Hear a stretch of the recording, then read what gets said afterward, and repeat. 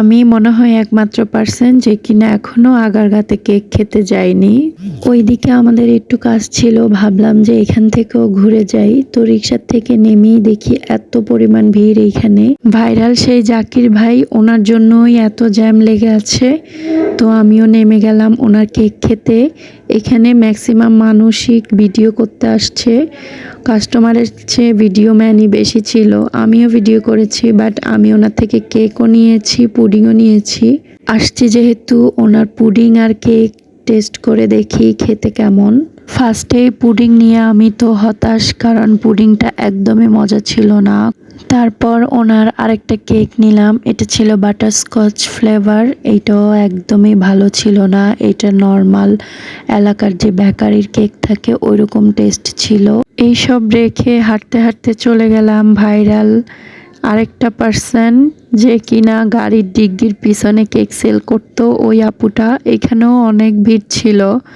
ওনার পেজের নাম maybe sugar wheels. তো ওনার এখানে আসছি, ওনার কেকগুলা দেখতেও খুব সুন্দর ছিল অ্যান্ড প্রাইসও অনেক বেশি ছিল।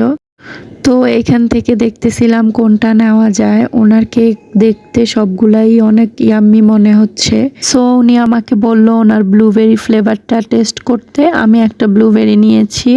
পার্সোনালি আমার চকলেট ফ্লেভারের চেয়ে ব্লুবেরি ফ্লেভারটাই বেশি ভালো লাগে।